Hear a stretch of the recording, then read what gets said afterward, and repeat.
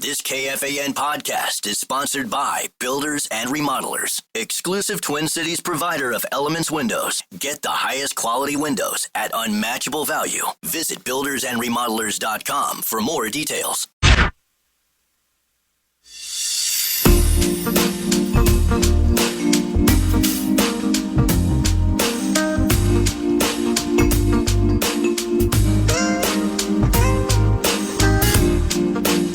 Somebody had texted earlier that Double T has opined that Durant would not fit well with the Wolves. I've not heard that.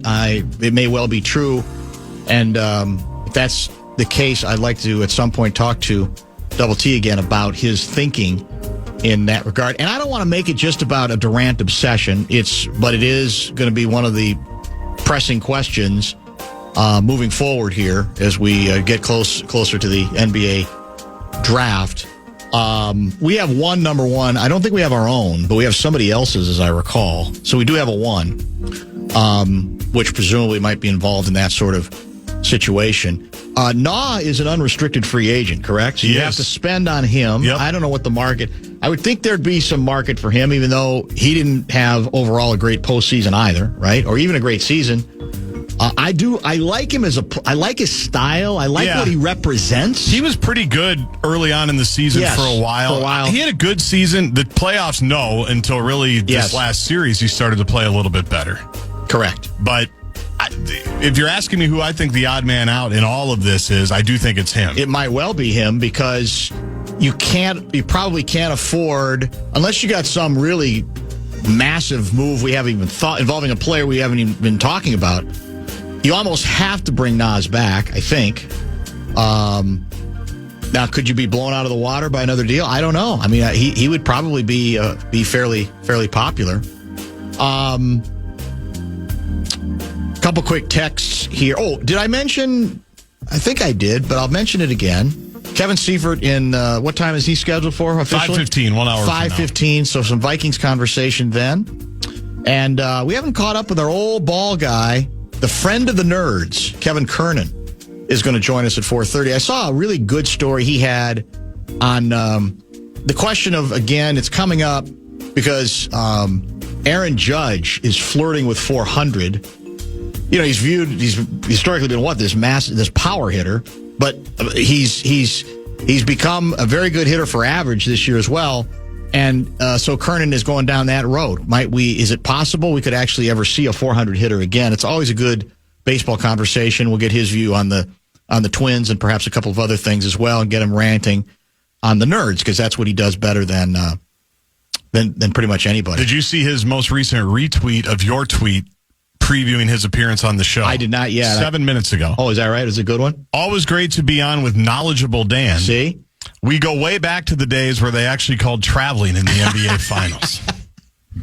I actually, I will ask about that. I don't remember it ever being called, even in the Magic days. Did they call it then? Not sure. I'm not sure. Maybe they did, and I just forgot. Did they call flopping? Was there flopping back then? There was. There was. There was. But see, then it wasn't considered as evil. It was, you sold it. You know, you're selling it. Well, receivers do this. That's what I understand. Do we get mad at receivers for acting like they've been shot? Receivers do that in the NFL all the time. Throw their arms in the air. What happened to me? Basketball has become a big part of conversation. And whatever you want to call him, SGA was brilliant again. And we were all talking about the first quarter. The game was over.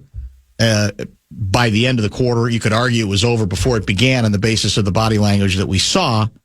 And by the way, it should mean a lot more to players. Obviously, forget us. Forget you and me being disgusted by the performance. It should matter a lot more, though, when an ex-player, who, by the way, tends to have players' back. See, Sam Mitchell's not a hater. Sam Mitchell is not an automatic ripper. Nope. But Sam's also honest. As a guy who's been in locker rooms, and when he detects what he has detected about Randall individually and about the entire team in Game 5, that should concern a team. The radar should be up on that, because that's not, Sam doesn't go hunting for that, but he can spot it because he's been in locker rooms where he's had to spot it before and has not been afraid to call it out. And here's my issue with what he said, and it's not an issue that he said it, but when he talked about if he opts into that, I'm sitting down and we're having a long conversation with Julius Randle. I understand the instinct for that. Julius Randle's 30 years old. He is, yes. Like, there's a long enough, I don't know, runway, river. There's water under the bridge, the Randle Bridge. And I know he seems kind of energized by playing here. He even said today it's the most meaningful basketball that I've played in my career. Didn't feel like that in 2 of the games here. Like, it didn't feel like you felt that meaning in a couple of the games. And that's what's scary is I saw a coach last night tweet something out about true colors coming out, because at some point you kind of are who you are. There's enough resume, and as good as he is, and I think he's a good dude, and I think, there's a lot I like about him. Off the court, there's a lot of reason to think he's a good guy. And so it's kind of weird that he gets into those modes sometimes, but that's my big concern. That would be my big concern with doing anything longer term than just next year with the player option, in all honesty. Just because I would worry about committing more years and more dollars without at least seeing more to see. Can Finchie, the Randle Whisperer, unlock it or crack it so that it doesn't come up as often as it did here? Well, he sure as hell didn't crack it at the moment of truth in this year. Join us at Shields in Eden Prairie this Saturday from noon to 3 for TB1 Fun's Putt for Patience, mini golf, food trucks, bounce houses, prizes, and more, plus meet and greets. Come hang with us, Paul Allen, Marnie Gellner, Muss from K102, and me, Gaardsy. Tickets start at just $5 for kids. Very fun afternoon. Visit tb1fund.org for details. Kevin Seifert, a little Vikings conversation. Plus, National Football League at large is scheduled for right after the top 5 at 5. Bottom of this hour, some baseball discussion with our old friend Kevin Kernan, longtime baseball writer for a number of years at the New York Tabs. These days, he's got his own website, ball9.com. Really good piece that we're going to discuss with him, and I'm sure we'll talk a little bit about the American League Central Division as well. So much for the clouds parting. Now it's overcast. Looks a little dark. Raining again. So if I gave a bad weather forecast, my apologies. How many puns are there for the Thunder? I guess they're all in play now, right? Thunderstorm is one I heard again. Thunderstruck. Thunderstruck was used last night in the first quarter. There's a bunch of them because it Breen emptied the clip. Breen did. I guess he figured why not. Yeah, he emptied the clip. Yeah, he had to. Didn't he also? Was it him last night in the fourth quarter? He said, it's still 9 minutes to go. And yep. Where did you grow up exactly? Yeah, how'd you get into the business? How'd you get into the business? Yeah. That's the ultimate. That's the ultimate sign of humiliation for you if you're a Wolves fan, right? In all seriousness, you're like, God, that's how they're looking at this thing now. And you can't blame them because there's nothing left to say. And a lot of people didn't end up watching. It was, sadly, not a very competitive series. It really wasn't, right? We had one game that was competitive, and the rest of the time it was blowout after blowout. Richard Jefferson tried yesterday, too, in the fourth quarter. It was funny because he tried to say, all right, like these next couple of minutes, this is pretty much it. And Breen basically said, really? Yeah, that's it. I know it's your first finals, Richard. Passed. But really? Yeah. 9 minutes left in the fourth. I get what he was trying to say, but you're right. Yeah, it was over. It was definitely. Well, they even tried when we cut it from was it 35 or 37 to 23? They even tried. Now, it was early enough, still in the third quarter. You go, okay, I have no problem with that. They had a lot of shots to get it under 20 by the fourth quarter. And I'm not saying the comeback of the century is coming, but it would have at least been somewhat interesting had they made a few more, but of course they didn't, and it was whatever the lead was before the end of the fourth. I'm beginning. It's every once in a while you have an epiphany. You have a moment where everything sort of seems to come together, and you go, "Oh, that explains it." Well, now it all kind of makes sense. And today's been a good education in that regard. In that, I think people believe that because of the prediction, mine, yours, several other people, that the Wolves are going to win, that we're somehow wounded or devastated.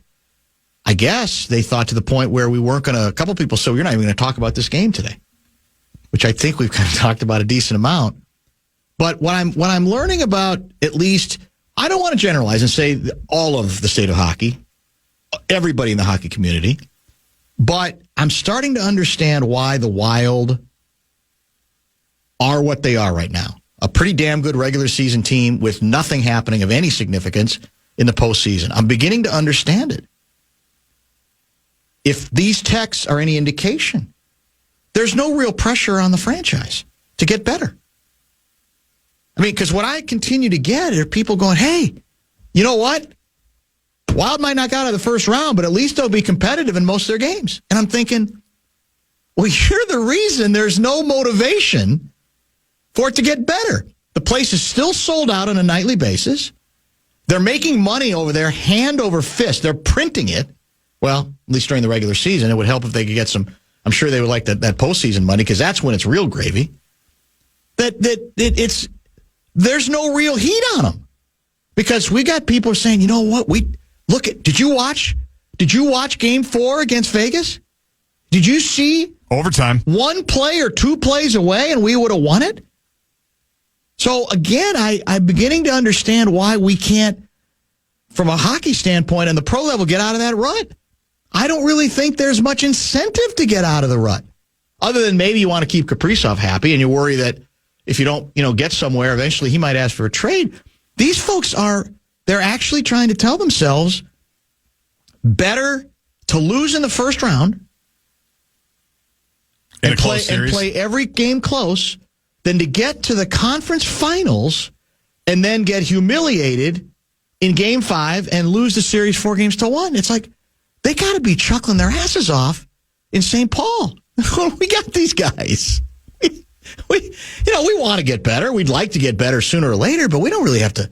We don't have to worry about any of this all that much. If that's enough to buy these folks off, and then they have to count on the Wolves continuing to get to the conference finals and then laying an egg. That's I guess the combination that will continue. So, in all seriousness, it's helped. It brings it all into perspective a little bit. It kind of clears the air and the sinuses, and you get a better idea of perhaps why. Because we're still selling out, aren't we? For the most part. For the most part? Yeah. Pretty close? Yep. Tickets are fairly hard to come by, especially for some of the better games. You think? Yeah. I mean, you can still get them. You can still get them, yeah. But yeah, they're doing fine, it seems like. It's a good building. Yeah. They're trying to get money to get more money to fix some stuff up, but yeah. Yeah. So, in any case, it's here again. I'm going to send this one over to them. Wild have been shorthanded by the Suter-Parisi contracts. By the way, the Suter-Parisi contracts, for the people in hockey who I guess have conveniently forgotten this, probably saved this franchise. Right? Let's be honest. That's what Craig Leopold says. Business decision. And I don't think you can argue with it on that level. Did it end up translating into much postseason success as much as they wanted? No. But from a business standpoint, it worked perfectly. But I mean, I don't even understand why. I guess like I said, if that's you're happy with the cute. Hockey is that sport, by the way, where the assumption is the players are always playing hard, and we're gutty and we're tough, and we never quit. And so, I guess to go along with that mentality, you just accept it at face value. The notion that there's never a time when a hockey player might not try as hard, or might not be giving you everything, even though after a lot of games we get, well, they just wanted it more than us, or they just went after it a little bit more than us. So I'm just saying that there's no pressure here, zero pressure. Every excuse is offered up, and so just keep getting into the playoffs, and just keep being close. Take a couple games into OT. And talk about what's coming up for the minors, because that's another. Have you checked out what we got coming up for the minors? And it may be outstanding. May well be outstanding, although we've kind of went through a different cycle a number of years ago in which that sounded good in theory and it never paid off in a way that if it had, we wouldn't be bothered by the Suter and Parisi contracts, because between those two sides, the team would have done even more. So in any case, I'm not here to judge. I am here now to have, I think, a better appreciation and comprehension of exactly why the Wild feel absolutely zero pressure. Farm Aid 40 is coming to Minneapolis. You can join Willie Nelson, Neil Young, Dave Matthews, and more. It's Saturday, September 20th at Huntington Bank Stadium. Celebrate 40 years of music, food, and family farming, and tickets are on sale now. Get the full details at KFAN.com, keyword calendar.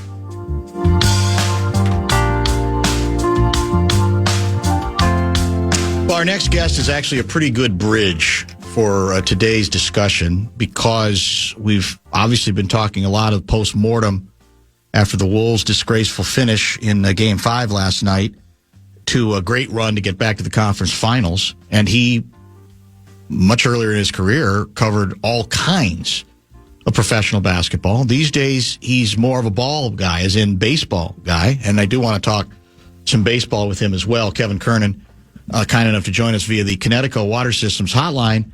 And as we welcome you back to the conversation, I want to quote from a tweet from you earlier. Always great to be on with knowledgeable Dan. We go way back to the days when they actually called traveling in the NBA Finals. And I said to Gaardsy, did they then? I don't even remember traveling being called then, but my memory isn't as good. Is your memory clearer on that? Did they used to call traveling in the NBA Finals?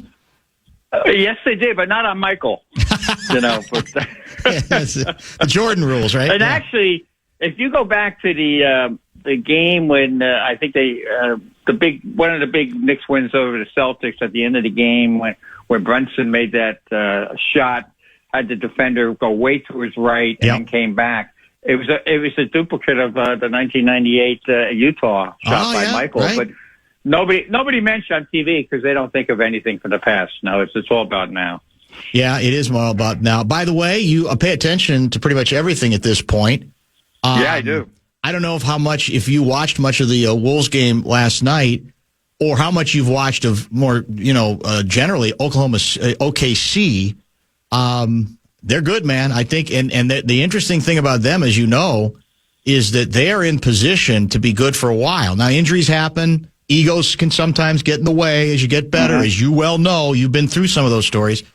But my God, they look like they're going to have to be the team everyone else in the Western Conference is going to have to mess with for a while. Well, that GM has done a heck of a job out there. Yep. And, I watched them.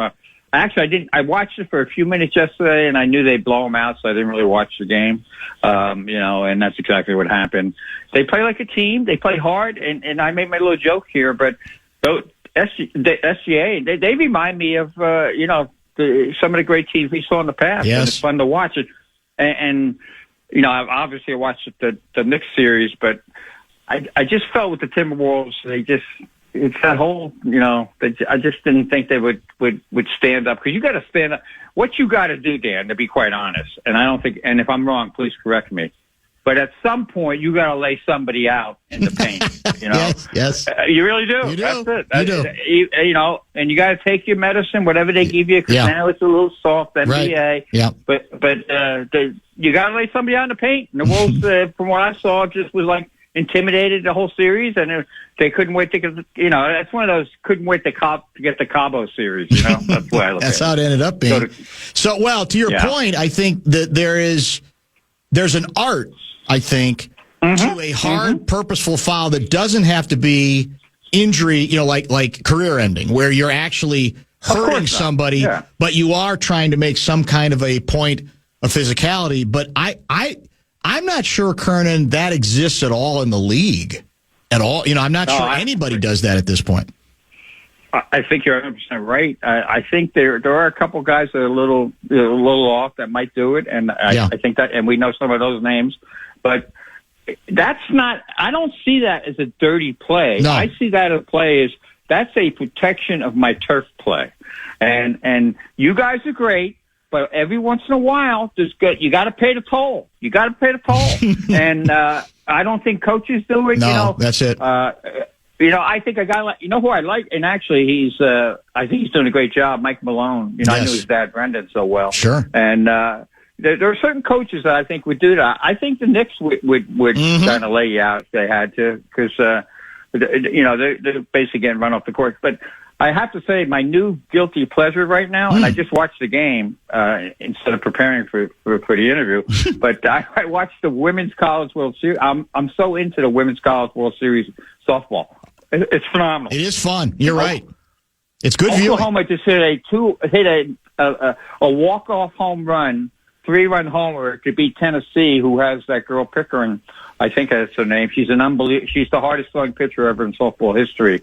And, going back to my days with the Padres, sure. Jenny Finch used to show up sometimes because she had the same agent as Tony Gwynn, and Jenny would sometimes pitch to Tony and freak him out entirely. So I've had a deep respect for women's college World Series softball. My daughter played college softball. She was good. And if you go actually to my Twitter, my X feed, she came down for Memorial Day from Savannah, and I had a little video for her and me playing catch. And nice. At 72, I still like to play catch, and she's got perfect form. So, yeah, there's so many good things in sports right now. I'm not a sports hater. I love sports. You're I not. still love it. Yeah. Well, here's what I know about you, and this is what's interesting.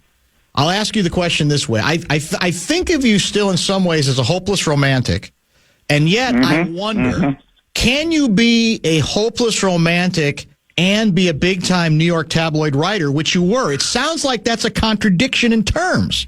It eventually got me eliminated, to be quite frank. Because you got to be doing all the stuff that they want you to do, and I'm stubborn, Dan. I'll just be me, and I found a place where they, like even the other day I wrote a column because I'll bring the heat when I have to bring the heat, certainly with baseball and the nerds, but I wanted to do something nice on bobbleheads. So the Hall of Fame's got a new bobblehead exhibition, and I talked to people about bobbleheads. And some hardcore baseball people reached out to me. I'm talking about staffs, former managers. Sure. And they loved that story. Yes. And they said, what they said to me, and this is a great compliment. And again, I've done it all the whole other way too, forever, 50 years in the big city. And, but they said, you know what? Nobody writes a good baseball story anymore like you just wrote. And that's so true. And I'm hammering my other baseball writer friends, but that's life, Everything doesn't have to be about, every freaking number in the world and this and that. Yes. Sometimes just I am a romantic. Yes. And baseball's it's a great romance. And that's why I keyed on Judge way before anybody else. I could see what this guy was going to do. Yeah. And he's a great person, adopted at 1 day old. I was the first one to write about all of that.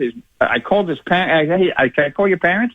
I don't even know if these reporters these days even talk to any parents anymore. Unless it's pops over at Halliburton. And by the way, Yes. I got to say this about the Pacers too. Okay, sure. Where I'm been in a good mood here. I'm very impressed with the mindset of Halliburton. No doubt. And some of the other guys that talk, they're great. They sound like great people and great basketball leaders. The kid from Pascal from Toronto. Yes. What a leader that guy is. They're a fun team. He reminds me a little bit of a Robert Parrish type. You can't stop him down low. And, the Pacers got it rolling. And I've always been a Carlisle fan. You and I go, we know Rick from way back. Right. And, a hell of a coach, and he's doing a great job. Well, he might be. That's where I was going next here. First of all, the Pacers, I think, are literally the most aesthetically pleasing team to watch in the game. The Thunder, obviously, their defense is great, but they play different. They play faster than anybody, yet it still feels like they've got a method. And some of that goes back to, like you said, Carlisle might be, I think he is, the single most underrated coach in the league. His name never comes up when people start talking about the best coaches. He's already got a title. He's learned to play a lot of different ways. And I think, and he's not a guy who obviously, lights you up with good quotes. But to me, he's done, with this team in particular, he's done a hell of a job. Because he uses all his chess pieces. Yes. And the only thing he had to do with Halliburton, and I don't know the reason here, I'm not close enough to it, but for some reason at home, Halliburton was not the aggressor. He was the aggressor on the road, but he stepped it up last game. So I think Carlisle, and he hung with the other guy, I can't think of his name right now, the guy that came in for Halliburton when he was stinking it up for like 4 games in a row. And that kid had a big game the other day. That's coaching. Coaching is not just drawing X and O's. Coaching is bringing your guys to get to the mountaintop, you're going up some cliffs that you might fall off of. But it's hanging with them when you're going around those cliffs, And, sure. It's like the road to Hana for anybody that's been to Hawaii, Yes, yes, Maui. You got to hang with it, and you get to the top. And, that's it. And Carlisle does that, and I love. Yeah. We saw some great coaching back in the day, and also we saw coaching. I think Carlisle comes in. Here's what I want to say. Les Nelson and Carlisle. He comes from that school of coaching where he coached on the court, like Larry coached on the court. Yeah, right. Those guys coached on the court. Carlisle learned to be a coach on the court with those guys and some other people. No question. And now so he gets it as a player, and he gets it. What needs to be done. And man, I'll tell you what, that team is all in. And the Knicks, I think they'll probably lose, but they can still make it interesting because the Knicks.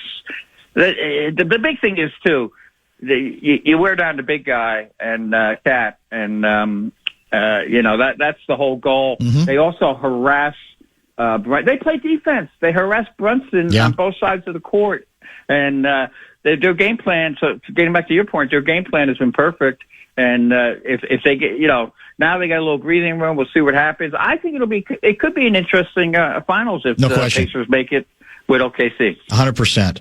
All right, let's talk some baseball as well. Your most recent piece has to do with, speaking of romance of baseball, there's a few romantic numbers that do hold up, that go beyond just new ones that are analytics, and that is, of course, batting .400.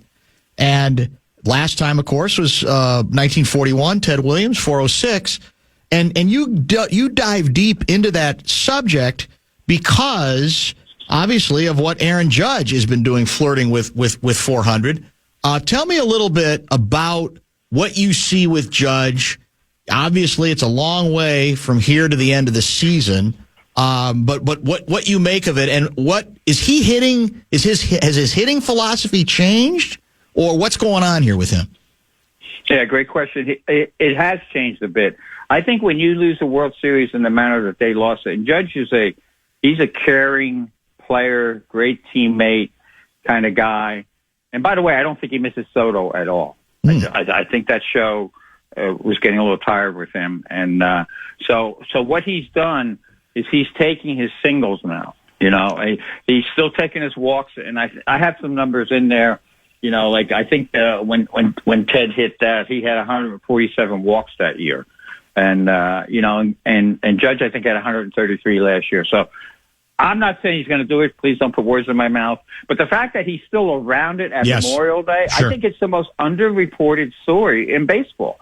I mean, that's what cracks me up about the nerds and the nerd writers. They get so lost in the weeds, they don't see what's right in front of them. Are great, and you can call it romanticism. As a matter of fact, my good friend passed away a few years ago, Nick Cafardo. Yes. Nick and I used to, we had a little joke because I would always go down and cover the Red Sox early in camp, and somehow Nick and I always wound out to dinner on Valentine's Day together in Fort Myers. So it was two guys, Valentine's Day dinner, so we had a few laughs about that all the time. Meanwhile, our wives were back home and stuff like that. But Nick was the one who first said it. He said the nerds are taking the romanticism out of baseball. And he said that at least 10, 12 years ago. And that's why I've been on my I guess you could call it, pursuit of nerd baseball. I don't mind nerd numbers have always been in the game, but you can't just can't take away the romanticism of the game. And Aaron Judge gives us all of that. He's a Paul Bunyan-esque figure. Yes. He does everything right. He reminds me of Jeter. Once I asked Jeter back in the day, I said, "Hey, I know you go out at night. How do you never get in trouble? We never see anything on page 6." Yes. And he laughed and he says, and this is before this is before camera phones. And again, this is what real reporters do. This is what you and I did when we had interactions with players. We talked about life as well. And so when I asked him that question, he goes, I was in Japan. I don't know when he was, where he had friends in Japan or something. He says, everybody in Japan has this thing, a camera phone. I said, really? And he goes, yeah. He goes, so I just take the approach that everybody has a camera phone out in public, and that's how I don't get in trouble. That's brilliant. That's brilliant. That's the story. That's the key to everything. You're exactly right. He was right. This is like way before. I'm still using a flip phone at that point. So yes. And again, Dan, this is one of the little things I want to get across to the listeners too. We had access, so I know I'm ripping some guys now, but we had unbelievable access. Like I would time parking my car in the Yankee parking lot if I needed Jeter to when Jeter came in. So I had the chance to talk to him the whole time from when we parked our car and walked together. And that's where you get some of your best stuff. Yep. Another little trick I had, if I needed to get Jeter, he had a routine. So this is later after they changed ballparks and we never saw the cars again. But I would stand by the sanitary sock thing because I know Jeter, the first thing he would do is come over and get his sanitary socks in a little basket. Yep. They probably give them to him now because nobody does anything. But he had to go get his own sanitary socks out of the basket. So I would always stand there and strike up a conversation there. And so we got these little tidbits if you knew what you were asking. And that was a brilliant comment by Jeter.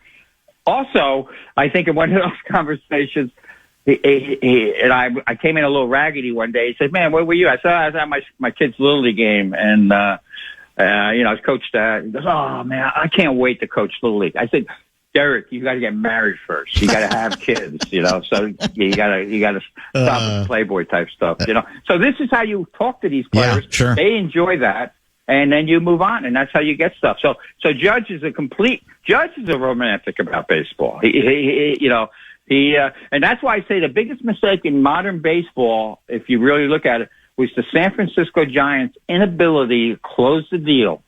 When they had Judge in their room, and the Yankees were screwing around, and Judge was ready to go. He was a big Barry Bonds fan growing up. Mm-hmm. He was there for all that Bond stuff.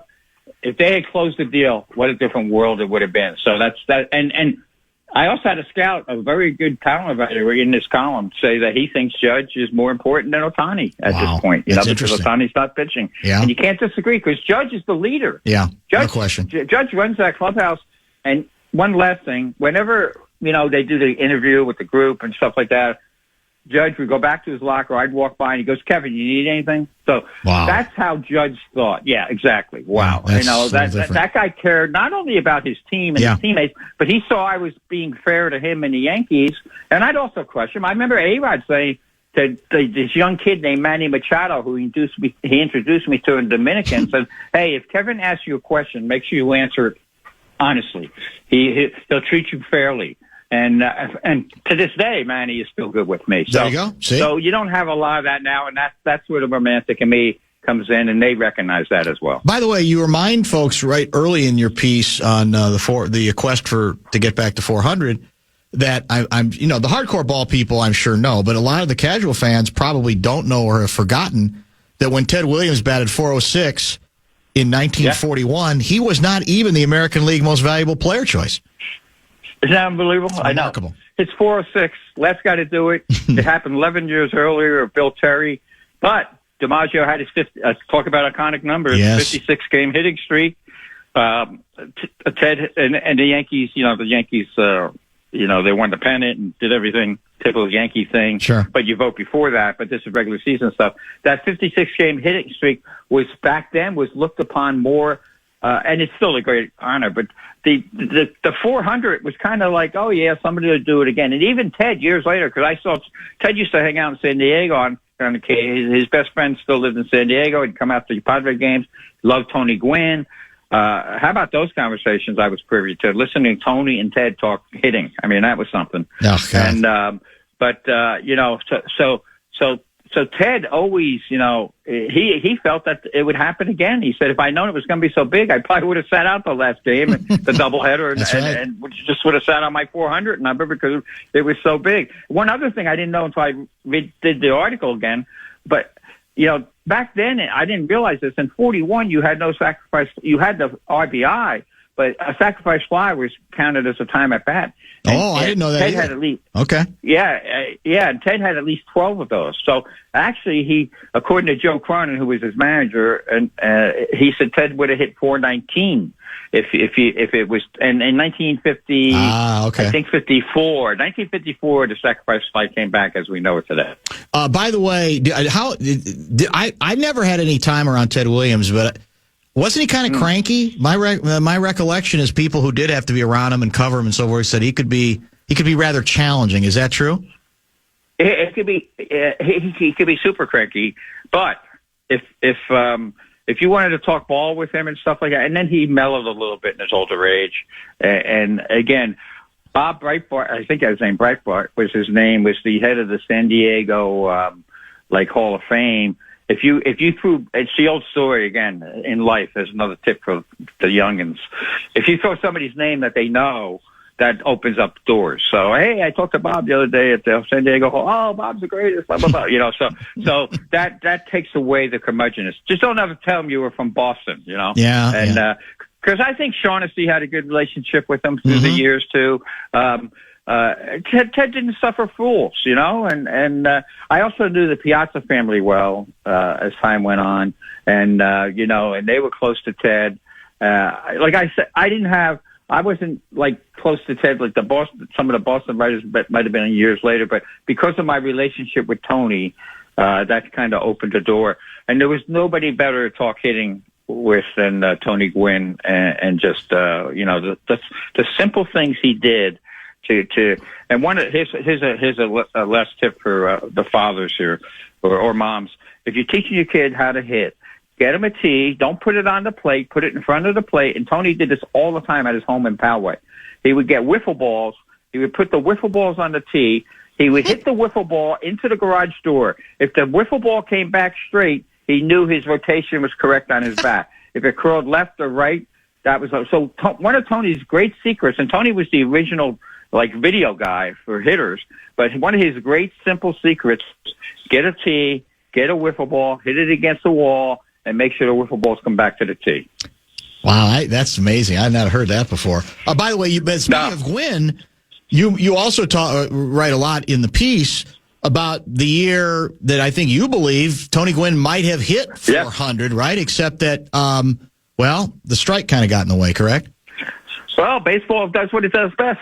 Screws up baseball. Yeah. You know? Yeah, that's true. 1994, 394, late in the year, and he was on fire. And you know yourself that the great hitters, when you get to September and you're a team that sucks, which the Padres did at that point, there was nothing really going on, so people weren't afraid to challenge Tony. But you're also going to, in September, you're going to face some, some kids coming up. Sure. You're going to face, you're going to get some mistakes.